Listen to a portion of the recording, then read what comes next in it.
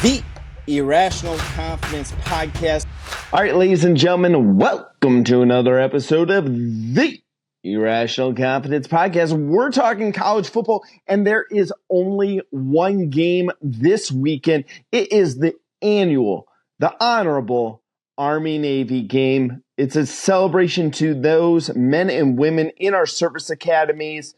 Unfortunately, yes, we are leaving you out this weekend, Air Force, because we're talking about Annapolis. We're talking about West Point.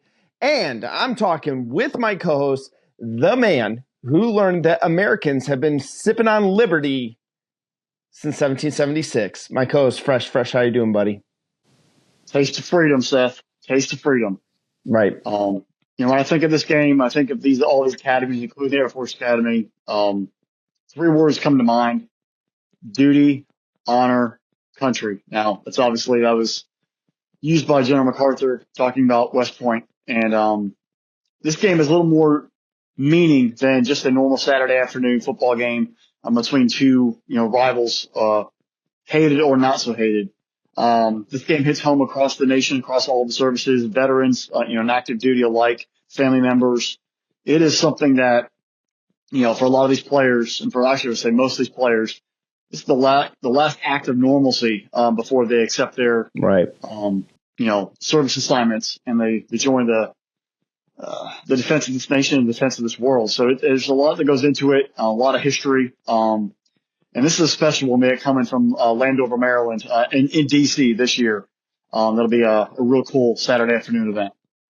Yeah, Fresh. Right now, this game is, like you said, is going to be played in Maryland. Right now, time to record, it is a 6.5-point Army spread. Over under is set at 39.5 points here. Fresh, this game has been played since 1890, but in recent memories, maybe one of these teams was good, the other team not so great. There's been more years where both of these teams have been kind of subpar, and we've talked about this in previous episodes, that they have different challenges to produce a D1 level football team, especially in the trenches here. But for the first time in a long time, both of these teams highly competitive, both of these teams ranked in the top 25 at one point or another. There's a point in the season where both of these squads were rated in the top 25 and undefeated. Mm-hmm. And oh yeah, guess what? They're both throwing the football a little bit more than they have in years past. Taken back all the way since 1890. I mean, I don't think this is like the 44-45 game where those are the only two times Navy and Army have met as 1 versus 2. But this is definitely better football teams than in previous years. Yeah, you got to give credit to both coaching staffs. Obviously, Coach Monken doing what he's done for West Point the past, 10, 11 years now, has built a machine there. And as his brother's obviously the offensive coordinator for the Ravens, was the offensive coordinator for the Georgia Bulldogs. They have that pedigree and that family, connection. And he's obviously coached at the Naval Academy before that, so he understands what's the requirement of these men and what it takes to win and build a program to be sustainably successful. And also, the standard that they're holding to themselves, being officers in the military and being football players at the same time. And it's a cool experience. And you kind of look at, Naval Academy. Ken Niumatalolo was there for a long time. And then prior to last season was let go by the Naval Academy. And you saw that program in a 1 year kind of, I'm going to say, hiatus. They definitely struggled compared to what they were under Ken in that consistent period. But this year they found it with Horvath at quarterback, and it's kind of got them back on all gears. And actually both these programs are really battle tested as you've gone through the entire season. Right. Army's faced Notre Dame and Tulane, destroying the Green Wave in the AAC championship game. Navy's faced Notre Dame, Memphis, and Tulane. They took down Memphis, and they both have beaten Air Force by double digits. So this is really not just the Army-Navy matchup. This is for the Commander-in-Chief trophy. And you kind of remove the Notre Dame game. Talk about dominance. We've got a leading into this point. Remove the Notre Dame game from Army's schedule. They've only trailed for 90 seconds all season long. 90 seconds. And they played 13 games. 12 games if you take Notre Dame out. That's impressive. In the AAC championship game, the American Athletic Conference championship game, Army became the first FBS team in the last 20 years to have 0 turnovers, 0 penalties, and 0 punts in the game. I mean, that complete dominant effort of ball control, getting 4 or 5 yards of pop, controlling the football in the cold conditions, and scoring without giving the ball back outside of a kickoff. That's pretty dang impressive. That just shows you the repetition, the discipline, the execution, the athletic ability that football team has on offense and defense. Because Mensa and Hughes came in with that offense from Tulane. They were moving pretty solid, and they were completely shut down. Part of it was the cold, but part of it, they just couldn't get the passing game or running game going either way. So just a dominant effort across the board. And we looked at Army. They've gotten a lot of pub this year, and it's really from, I believe, a quarterback who should have gotten Heisman, candidates. He should have been a finalist. Quarterback Bryson Daley, leading passer and the leading rusher for the Black Knights, has had a heck of a year. 29 rushing touchdowns, which I think the record was 30 rushing touchdowns, and he was very, very close to breaking that versus Tulane. 264 carries, 1,480 yards on top of that. For the career, 491 carries, 2,500 and change rushing, averaging 5.2 a carry and 38 career rushing touchdowns. And you mentioned them throwing the football a little bit more. He's 45 for 78, 877 yards passing, and a completion percentage of this season of 57.7%, up from the 50 last year in 2023. So they definitely found a little more passing game to help, add a little extra wrinkle. They're not going to throw it for 500 times a game, not going to throw it for 300 times in a season, but they're definitely going to add that little extra wrinkle to keep you thinking and keep you on the perimeter where you don't just fall asleep and just always go out and sell it on the run. He's not just him, though. You look back at his running back, Kanye Uday, 165 carries, over 1,000 yards and 10 touchdowns, and then Noah Short, the other running back, 65 carries, 533 yards and 2 touchdowns. The two of them are going to be involved in the running game to help provide that balance, and don't put it all on Bryson Daley, but he is definitely the straw that stirs the drink. Defensively, we always talk about the offense, but the defense has to get some prep and some love. And it really, especially if we're looking at this football game, it's going to help. The linebackers are going to have to be involved. Linebackers, Andon Thomas, 85 tackles, and Kales Fortner, 61 tackles, the 2 leading tacklers for the Black Knights.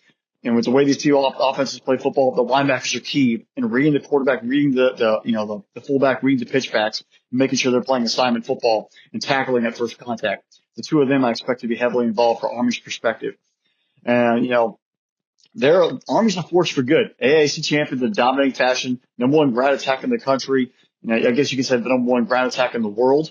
They're averaging 314 yards a game, and Navy is 8th in the nation at 247. So they're still pretty high, but there's definitely a discrepancy there when it comes to offensive, prowess and success.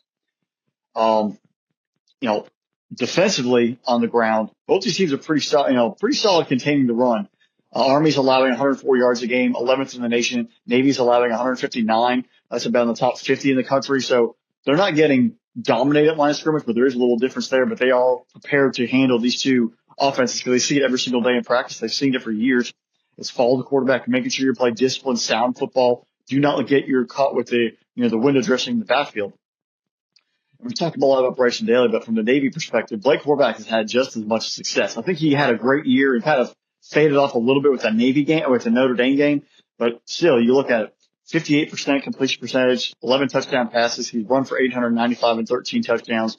He's, his second year really is shorter, getting himself involved, and becoming a solid leader for that football team.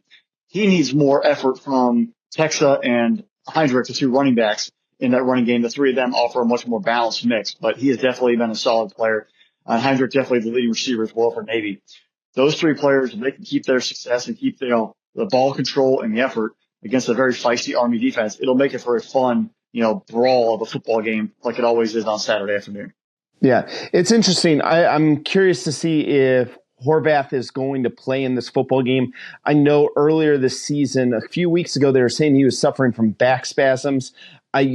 Again, we don't get injury reports here, folks. He did not play in their final game, and it was sophomore quarterback Braxton Woodson from Alamonte Springs, Florida, down near Orlando, who kind of stepped up for him.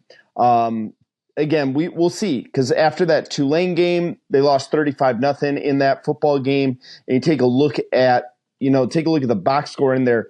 Horvath went out in that football game due to those back spasms, is what we've been able to find so far. And Braxton has kind of got up. I would have a hard time seeing any Navy man trying not to play in this football game. So I would be We saw it shocked. last year where, we had the starting quarterback, he wasn't supposed to play and somehow showed up and took the first and ran the entire game. So it's a game Right. where it's that personal pride where you put your injuries aside to play in this one for your program and for the pride. Yeah. And with Horvath, the thing that has impressed me the most with him this year is in the couple of years past here, Fresh, we've been talking about how quickly this game goes because both teams run the triple option. They're going to keep the ball on the ground. There's not going to be a lot of penalties in this game. You're looking at a 3-hour game pretty much from start to finish because the clock is going to be moving in this one. Horvath has been the passing attack for them, over 1,000 yards passing, and people are like, oh, well, we have guys throwing for, 3,000, almost 4,000 yards. Why are you making a big deal out of a guy who's thrown for just over 1,100 yards and going, guys, this has not been the Navy offense for years. There were games where Navy would attempt 1, maybe 2 passes a game. Like these guys are only running the football in this football game. It's interesting. It's going to be very, very intriguing to see with this. I am very curious to see how the Navy defense responds in this one as well. Are they able to bottle up Bryson? Are they going to be able to take him and kind of put him out of his game? Last year, I went back and I made sure that Bryson Daley was the quarterback for Army last year when they played this football game in a 17-11 Army win. He had a touchdown, but he had 84 yards rushing, which is a good day out of him. But probably if Navy gets only to hold him down to 84 yards rushing in this football game, I think Navy takes that. I think they'd take that in a heartbeat. And he talked about the 29 touchdowns. That's the same amount of touchdowns the guy by the name of Ashton Genty, who we think should be the Heisman Trophy winner this season. So this is a really fun Army team, and this is going to be a really fun matchup, especially with these two quarterbacks. But both of these teams have guys that can get after the quarterback. They can kind of stop that triple option. They're going to play a lot of contain.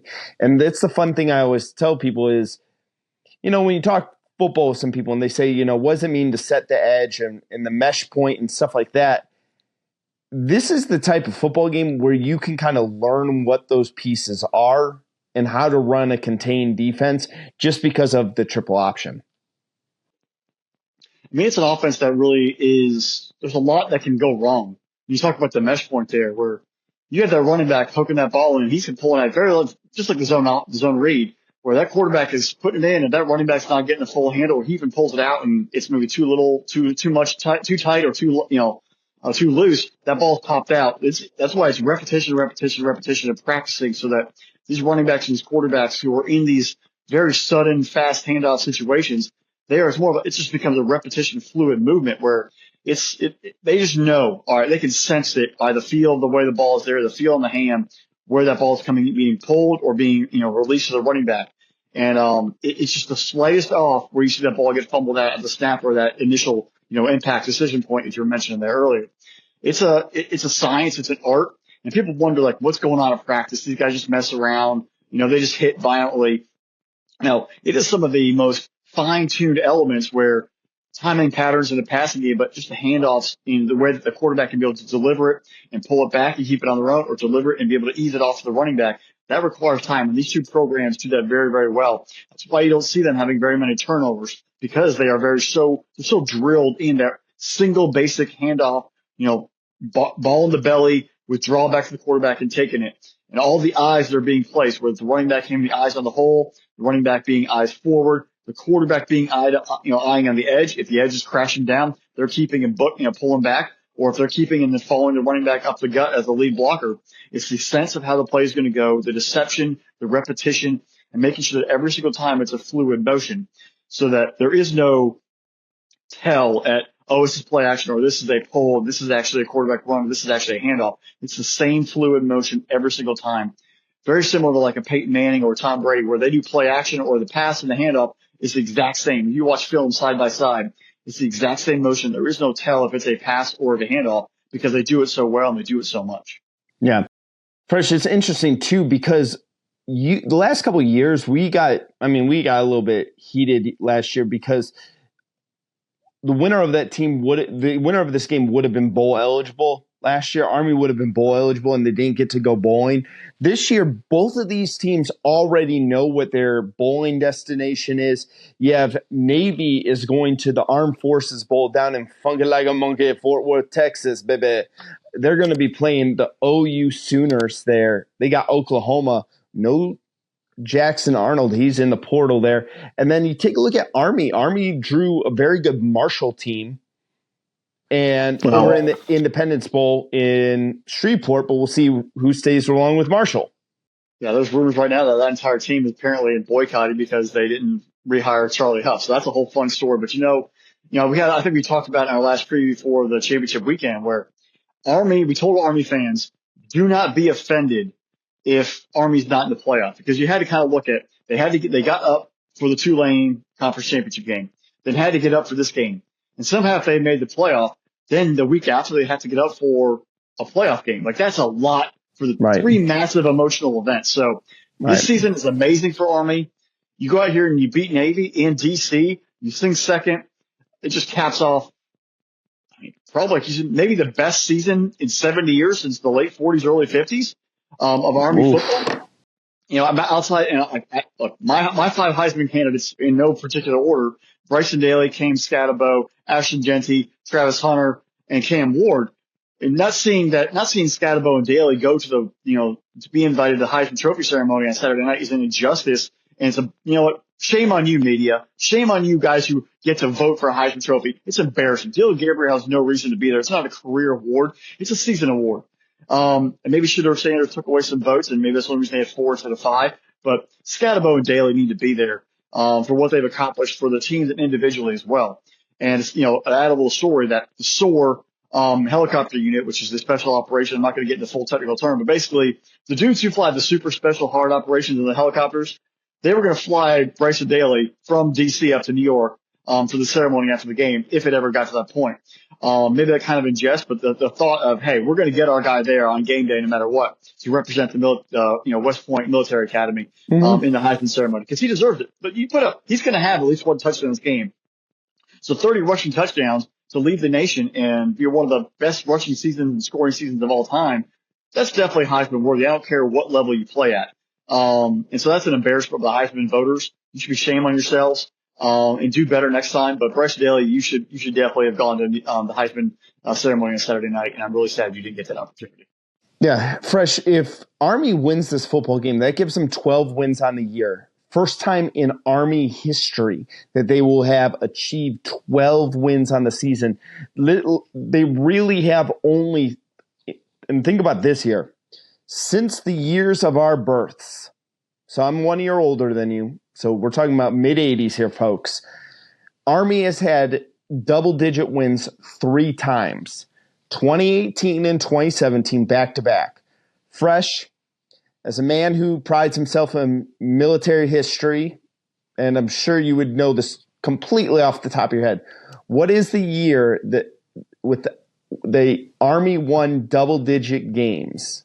Now, again, I gave you some between in our lifetime. In our lifetime, 2018, 2017, there's a third year in there. 1996? 1996 it is. Good job, man. Ryan McKay to the quarterback. Yep. Navy, 2019. They'll win. If they win this football game, they'll have 10 wins on the season. Last time they had double-digit wins, 2019, 2015, 2009, 2004. And that's it. They've only had 4 times in our lifetime that they've had double-digit wins. So this game is going to mean a lot, especially for the history of these two programs. And again, truly remarkable year out of them as well. So, Fresh, let's go to this. Who you got for this one? Oh, it's Army all day long. For everyone who doesn't know, my brother is a staff sergeant, works for CENTCOM. He's been in for like 13, 14 years, definitely going career, Army all the way. Beat Navy. I do have one of my best friends growing up in childhood is a lieutenant commander in the Navy. So, hey, sucks to be you this weekend. Go Army, beat Navy. It'll be another fun, slobber knocker affair. And no team actually loses in this game. I think America wins no matter what. But Army will definitely beat Navy on Saturday afternoon. Well, Fresh, let me provide you the counterpoint to your point here. Shocked. Because on the flag behind you, I'm definitely shocked. Right. And for those of you who don't know, I grew up in northern Ohio, in a little town off of Lake Erie. Now, the one player to ever make it, there are two celebrities ever to come out of my hometown. One of them, who else? Well, three if you consider me an M-list celebrity here. But Allie LaForce is out of my hometown. Sideline reporter there, Allie LaForce, and a guy who played for Army and made it to the NFL, Ronnie Lashinsky, back in the 90s, who was voted as, I believe he was voted as one of the all-time players for this game, maybe like the all-time. I think he was a tight end, and I think he was voted as the greatest tight end to play in the Army-Navy game for Army as well. I grew up on Lake Erie, and on Lake Erie, we take a lot of pride for the Battle of Lake Erie in the War of 1812. Now, I reached out to friend of the show, personal Ohio historian, Mr.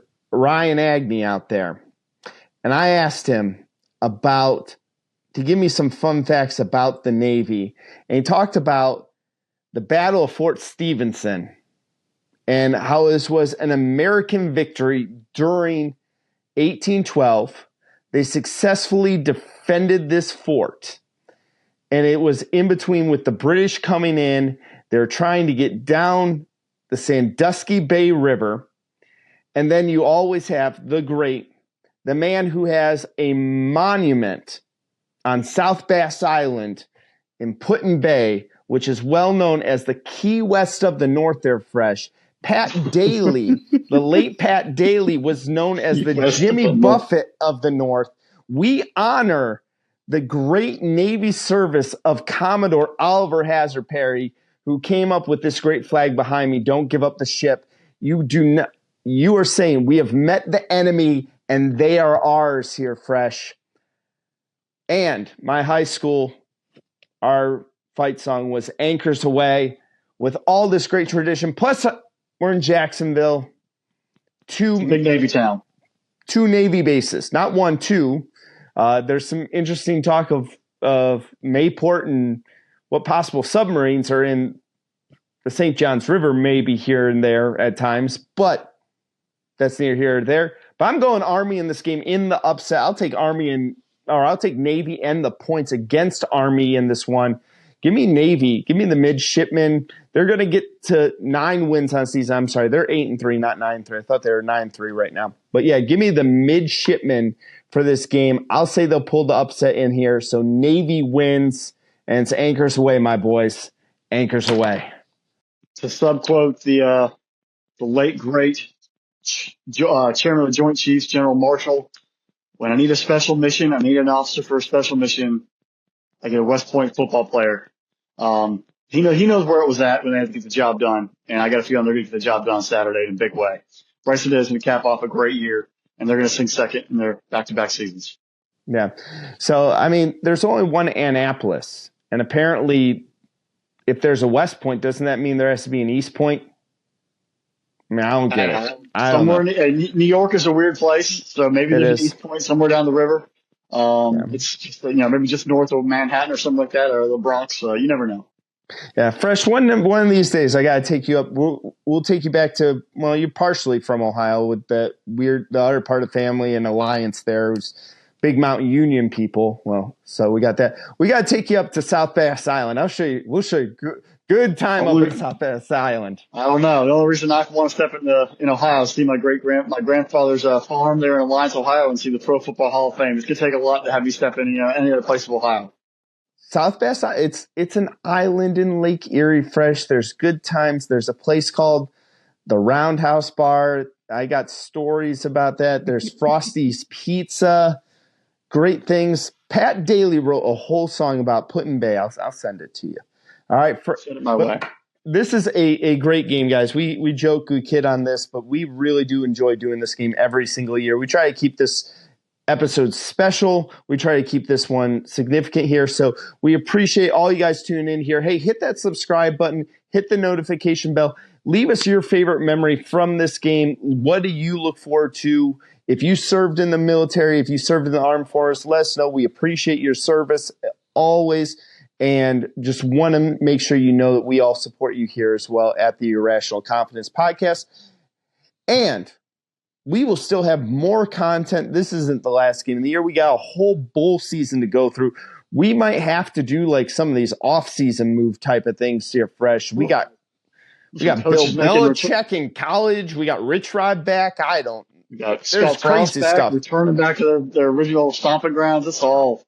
I mean, technically, you could say original stomping grounds for Bill Belichick because I think his dad coached at UNC in the 50s. There's a picture of him at like 6 years old in Kenan Stadium. So they're all going back. They're all going back to the roots between Rich Rod, Scott Frost, and good old Bill Belichick. But that's college football's taking it off, and what's old is new, and what's new is old. We're talking about cats and dogs living together, mass hysteria in the college football world here, fresh. And we'll all break it down for you the entire way, the rest of the season, through the playoff to crown a national title. Make sure you're checking out SpinnableSports.com because the Irrational Confidence Podcast is part of SpinnableSports.com. Special thanks to our producer, Drew. Without him, none of this is possible. Make sure you're engaging with us on social media. Follow us there. Interact with us.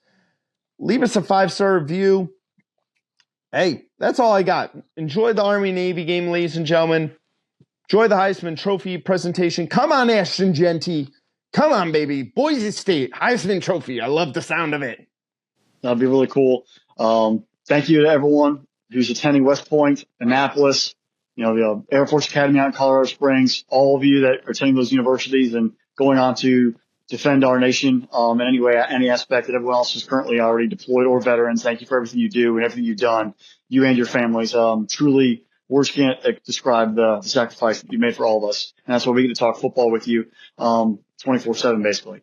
With that, interact as much as you possibly can. Spread the word. Enjoy the game. Go Army. Beat Navy. Bye, y'all.